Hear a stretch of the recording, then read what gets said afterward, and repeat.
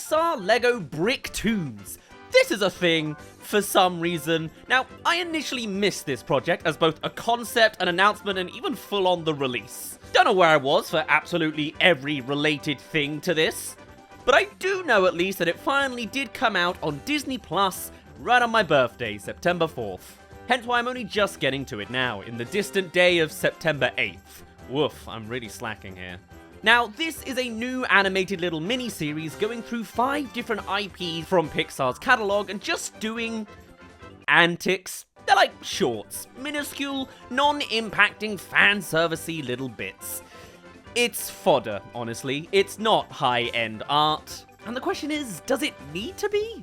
Can kids' entertainment be fine being pretty much solely just for kids? Or is this an example of more shallow product placement to monetize off of these children in the first place? Well, let's go in episode by episode to make some calls on that. Episode 1 is Trust Your Old Pal Mater, the Cars episode. Clearly the most marketable Pixar brand that has enough expansions on its own, now coming to Lego as well. The Cars Toys world only gets more products to sell. And with it just being a crossover episode, there is next to no new territory hit here. In fact, it's specifically retreading the recognizable material. You've got Lightning McQueen's catchphrase, Speed. I am speed. You got the slow-mo corner drift, turn right to go left. The only twist on the scene is the appearance of Mater. Attaboy! And that's the plot of this episode. McQueen has had a horrific accident.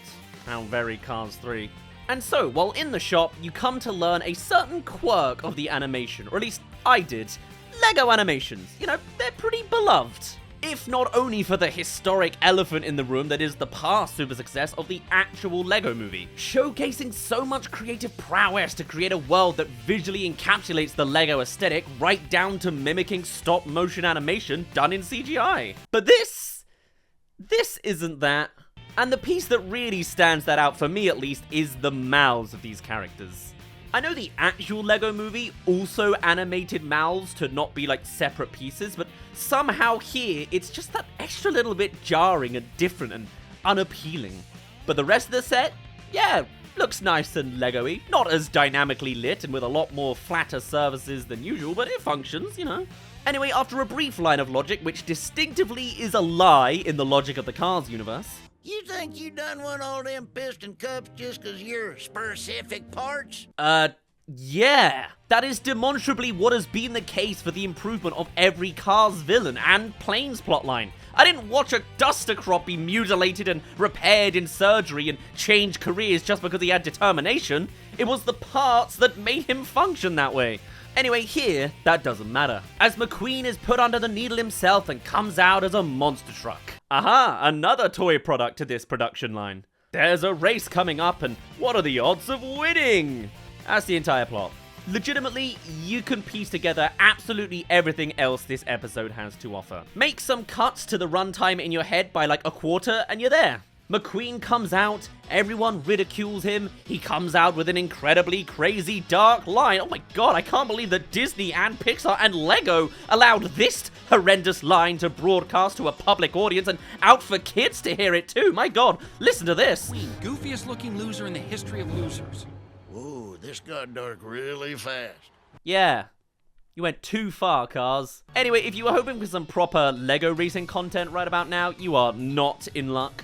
With 399 laps to go, this short decides to literally skip almost all of them. Seriously, we montage the lap number from 2 all the way up to 399. That whole time filled with just the most generic racing shots you can imagine and no movement. McQueen as a monster truck manages to be exactly the same distance away, not even lapped over, so he's going the same speed as everybody else, just 20 meters back. All of the plotline of the race happens in one lap. And what is it? Everyone else crashes and McQueen jumps over them. Full on luck, nonsensical, filler content really. It's something to put in front of the kids. The main rival does pop out and teleports to behind him, but then cannot outpace him on a photo finish. McQueen wins, he thanks Mater, we end. With a project like Lego Bricktoons, it's not like it is meant to be for everyone, but these 5 minutes have very demonstrably just been an incredibly generic Cars racing experience. Clearly an expansion that hasn't added much, other than the profit margins of some Cars toy factory somewhere. And that's not even talking about the fact that it just deletes the ending of the third movie. When did this take place? Is this a Cars 1 story since we have Cars 1 references? Or is this fully just a separate story with no connection to any particular time? It's just generic schlup. It's content. So maybe with a more dynamic IP, Lego Bricktoons has the bravery to be doing something interesting. Let's introduce things now to episode 2, Patience is a Bear. It's a brave story. Probably one of the last prompts I would expect to see from a Pixar and Lego collab. Cool, I like it. As one of the most underrated or undercooked Pixar movies, it's nice to see a little bit of love put forward to a project like this. And to see where the future of the story potentially goes after this, other than Wreck-It Ralph 2. Hitch you back, wee lassie! So we have Merida on horseback running through the woods. She looks a little bit different than the usual Lego aesthetic. She looks more curvy, looking a little more smooth than a generic Lego man. It looks... Oh, this isn't mainline Lego at all. This is that Lego Friends style. Mini dolls that take away the blocky and attachable aspect of the usual Lego set. And it's because this episode and IP is aimed for girls, isn't it? I don't know. I find this to be kind of demeaning to make the toys extra girly girl for the sake of it. Apparently Lego profit margins for the Friends series exploded when they were first brought out, so clearly it works.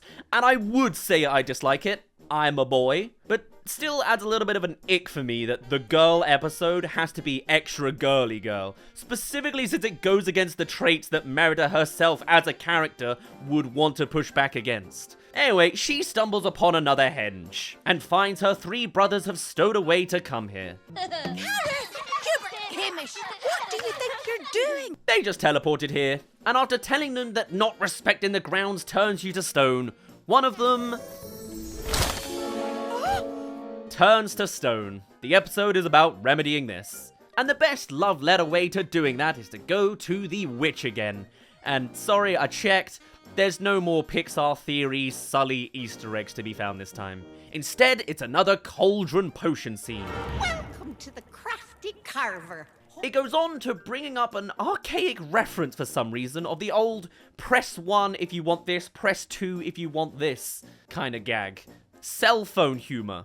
Ironically, probably from 2012, an age that is both out of date now and very not relevant in medieval times. And a couple other non-conflicts later, like the triplets knocking potions off of the shelf, we have the answer. That no one drinks the potion before the sun goes down. And a missed warning. And just as quickly, we're back to the henge, ready to give to the stone, only for the potion to be empty again. These boys have no sense of danger. And it's the bear thing again. Now showing off the new mini doll Lego designs they can sell. The bears don't really add much, just usual jumping around stuff. The witch makes a reappearance in person, but looking like she was dragged out of the 1960s, so maybe the time travel theory really does keep up, including the cell phone references, I guess. And she instantly clears the boy cubs, but can't help the one in the stone. But I have to wait until the next solstice. Oh no, wait, they have 1 drop left. Will it work? Yeah! And there you go. Time for one final scolding on the boys that clearly do not have the ability to listen.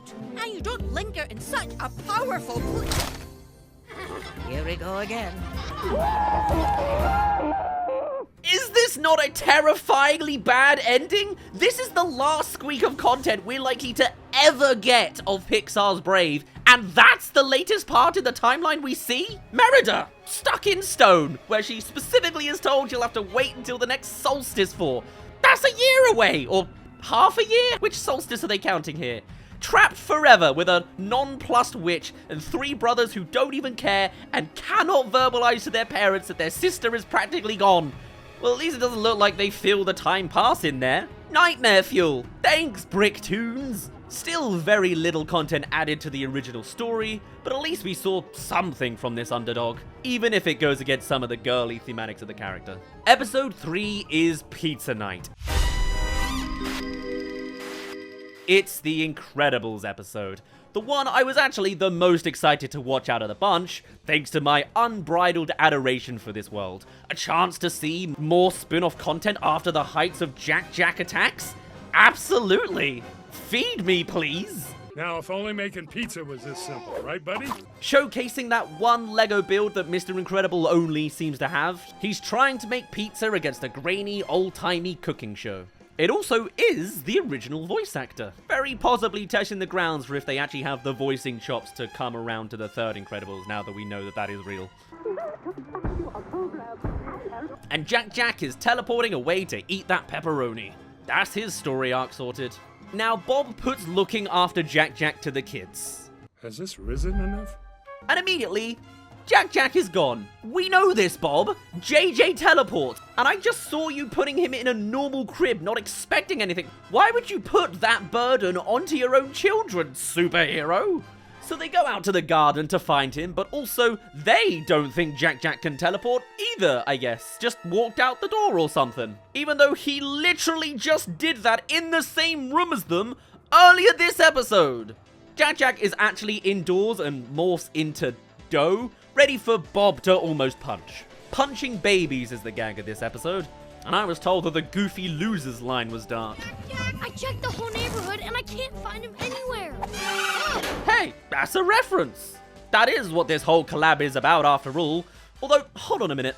What is the timeline for this short anyway? As after all, this front room isn't at all the one from the second movie, but Jack showcasing powers is the second one. Mr. Incredible's doing the family chores is second movie, but this house in general looks to be at least inspired by the original Parr family household from the first movie. So then if that's the case, why is there the Incredibles 2 raccoon in the bins of the Incredibles 1 house? This short is a sham! Where are you, Jack? Just like deleting the ending of Cars 3 and forgetting the girly girl aggression against Merida, I wonder what else they could possibly do to ruin the entire foundation of the franchise they're handling.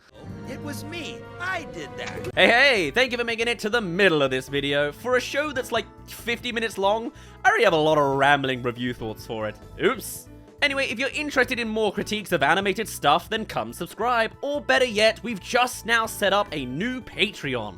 If you want to hear this audio and all of its bloopers, as well as links to scripts, scrapped thumbnails, and full reactions, check the link below and help us financially to keep doing what we're doing. We even have a free option if you just want to poke around and get the occasional update.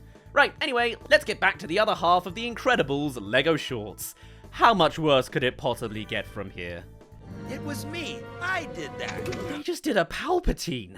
Somehow, Syndrome returned. What? This is an Incredibles 2 short and Syndrome is inexplicably back? Don't expect an explanation. Planes don't exist in the Lego world. A man has fallen into A jet turbine. Hey, he's fine though. Here he is. Do I need to tell you this is nonsensical? Do I need to tell you this is stupid? Why is he even here? Why is he picking a fight with children? I don't know. You don't know. Lego don't know. But it's happening. This is the rest of the episode. Defeating supers is so last year. I'm all about electricity now. Oh, okay. He's all about electricity now. What does that even mean? His big scheme is causing blackouts and charging a premium for electricity. Wow, dark. Ooh, this got dark really fast. So while Bob is having a fight with a blob of dough, the kids get to work in their fight. And you know what's a real shame? I guess it's a praise, but that's kind of what makes it so shameful. This is probably the most creative part of the entire miniseries. And it's to the point that it finally does something I actually wished for the Incredibles to do, but it never did. They actually do a vaguely interesting collaborative move that we haven't seen before. We had the running ball from the first movie, and the second movie did absolutely nothing new, other than solo moves that appeared out of nowhere. But combining powers together? Hell yeah, I want to see that! And in all places, Lego Bricktoons does something. But it's also kinda lame and kiddie. Oh, Operation Snow Globe. I get it. It's a spinning ball of sand. Okay. And so one lengthy setup of that featuring Dash doing a light jog and Syndrome dropping everything to ask what he's doing because let's be honest, the target demographic here are 6. As well as some questionable voice acting from Bob trying to scream. And Syndrome is snow globed. I get it. I get it. And then Elastigirl pops up at the end to kick him into the sky. And then they order pizza anyway. In 20 seconds or less. Yeah, Dash totally stole that pizza pile. It could never be cooked that quickly as well. Also, the TV show was apparently live because Syndrome crashes into it. You naughty boy. And they Monsters Inc. Randall him. Somehow, this is the best and the worst one yet. Best in that it actually did something faintly creative with its non-prompt, as much as so much of it was watered down. Like Dash not being able to go over a bolt of lightning, and the fact that Syndrome now just shoots out a bolt of lightning.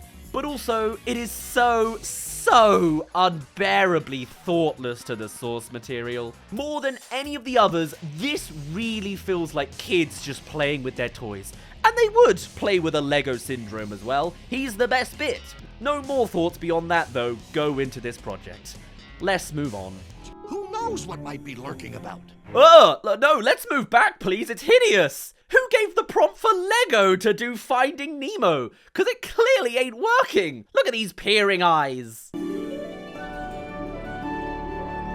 This short also removing the progress of the movies, as Marlin has reverted back to his day one traits from the very first movie in this short field trip, being overprotective and coming along to school. He wants to join the manta ray. This is also meant to be after the whole events of at least the first movie, as the baby turtle has joined along as well. Nice one. More inconsistencies. We can't wait! Wait, where are we going? Oh, also, there's been some voice recasting. It's like a 50-50 across pretty much all of these shorts of who returns and who doesn't. The Nemo crew have been massacred. There could be predators, sharks, humans. Somehow it feels weird to hear the fish talk about humans like this. I know they've met some by now, but I don't know, they just seemed so oblivious before, not even knowing the word boat. Anyway, this plot is so thin, there's almost nothing to actually show. There's a shipwreck, the adults investigate for safety. Dory! Is that a real mermaid? Mini bits happen. They accidentally break the whole place, which, to be fair, kind of validates Marlin's fears, as surely the kids would have been similarly clumsy. And then the answer to everyone being crushed under a giant underwater pile of debris is probably not what you'd expect. Look at the bigger picture of this show, and maybe you'd come to the correct conclusion. Alright, freedom! Sure, they get out anyway after almost like no input 10 seconds later. But there's a second incentive going on here, because yes, Nemo happens to find, underwater mind you, It's an assembly guide. the blueprints to how to build the Lego set itself. How does Nemo even know what an assembly guide is? This is about as shallow as you can get product placement. And so with no real reason, no educational purpose or drama of saving the adults, the kids all come together to fully piece together the full ship in its full glory. Lego even hijacks the Dory catchphrase for their advertisement. Just keep building, just keep building, just keep building, building. And it's done. Does it take away the sanctity of a wreck and the historical significance of what happened? Who knows? But the short is done again, being the most unplotted so far and also the most in-your-face by our products. And it only took 25 minutes to get there.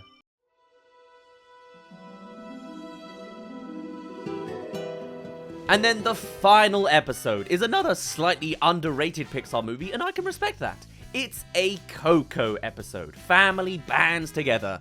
Overlapping a tad with the title of Trolls 3 there, but somehow is also the perfect knot to the end of this miniseries. Throughout, at every beat, somehow this series has done something shallow or stupid along the way. It's been unavoidably present in every single one of these episodes, right? Well, this one's the real kicker.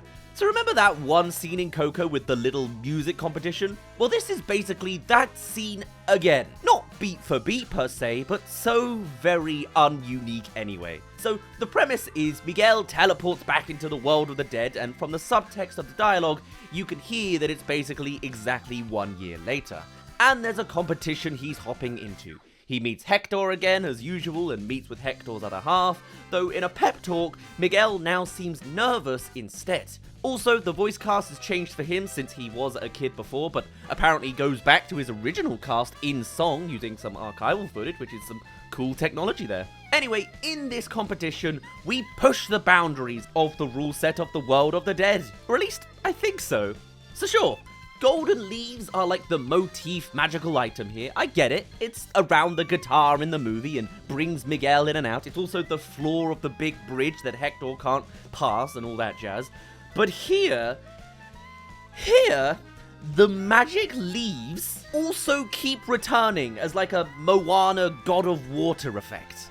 Now they can float and produce a trophy. Now they can shape up into a giant broom to knock off the axe. This doesn't seem natural to the world of Coco to me. But hey, it's the closest thing to danger we have here, so I guess we just have to take it. First, there's the one-man band. Clearly meant to be the terrible act who just as quickly gets booted by the broom. See, nothing to worry about, Miguel. The other acts are bad. I sure hope there isn't a second act that could be good. Here's the second act, who are, gasp, good. They have techno-wise and choreography, enough to scare Miguel silly. And now it's his turn. Now, sure, this is a nervous moment, so Miguel might be a little bit stage shy at this point. But with the limited runtime that this miniseries has, Lego Pixar Bricktoons has no interest in sitting in the delay at all, and so almost immediately, before even feeling like Miguel has taken too long, the leaves start to form the giant broom to push him off. Kids couldn't possibly have the attention span to notice someone not singing on cue, but then, in true Nepo baby form, the conflict of the big broom is then taken out by Imelda. Not our family.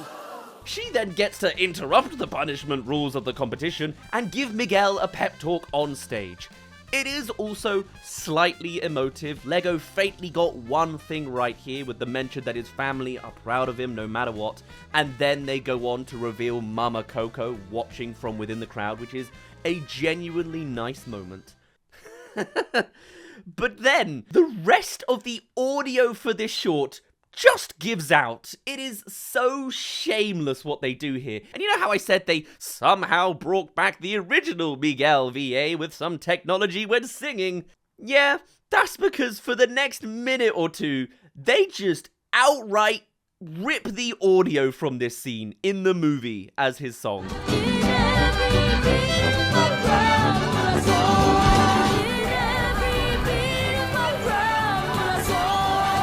And as someone who listens to movie scores as his taste in music, I could literally confirm that even the score behind this song number is directly taken from the score of the actual original movie.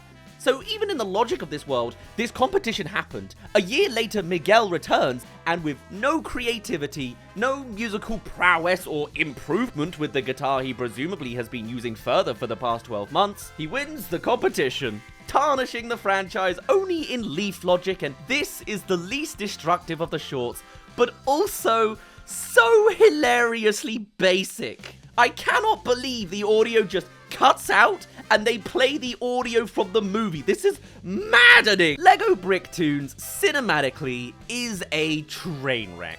It has burst in, claiming Pixar IPs left and right to play with them, with no real intention of expanding, honoring, or even creatively handling. It is just surface-level references and retellings, with the most basic of plot lines you could write in a minute. And animated pretty boringly too. The animations, the backgrounds, heck, even some character designs, it's all just disgustingly bland. It's a fun collab, a sponsorship opportunity for both parties to make some money off of. But as a mini-series, this show is hollow of ideas and story, and simply is content to shove in front of your 6-year-old iPad babies. It is content. Remember Incredibles? The Incredibles cast do stuff.